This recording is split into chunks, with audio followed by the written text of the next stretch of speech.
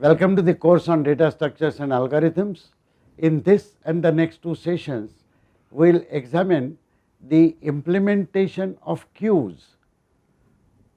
In this session, we will look at the basic elements of a queue. We already studied stacks, so I would like you to remember and recall what we discussed when implementing stacks. Queues are the normal queue structures that we see. They permit us to insert a data element in the queue.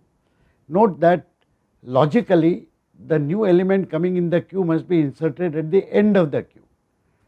We will see how we achieve that in our implementation. Similarly, removing the data element from the queue is required. Whenever somebody leaves the queue, it will be left from the front.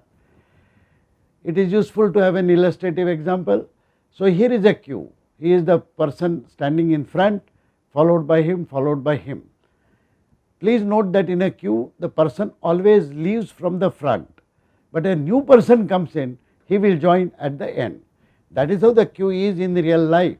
But when we implement it using memory structures such as arrays or linked lists, we will have to ensure that the equivalent effect is achieved independent of how we proceed in implementing the exact scenario of insertion and removal.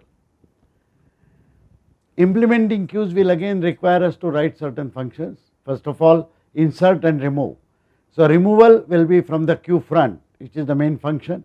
Insertion should logically happen at the end of the queue. There will be some additional actions required.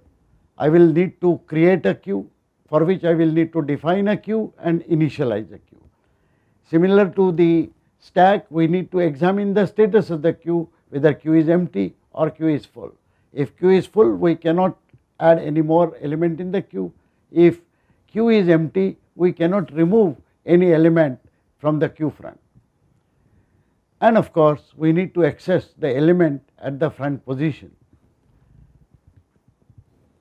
In short, we will have functions similar to what we did in stack. So here we will have initialize, which will define and initialize the queue. We will have two functions, empty and full, to examine the status of the queue. We need to examine the front, which is similar to top of stack. We need to insert an element in the queue, and we need to pop an element, which is removal from the front. So we will write a function called front.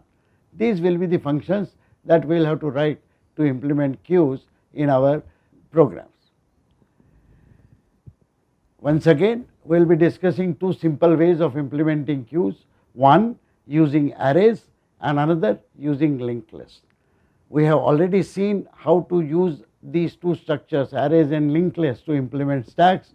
So you will have no difficulty in understanding how queues are implemented using these two structures. We shall see these implementations in the two subsequent sessions. Thank you.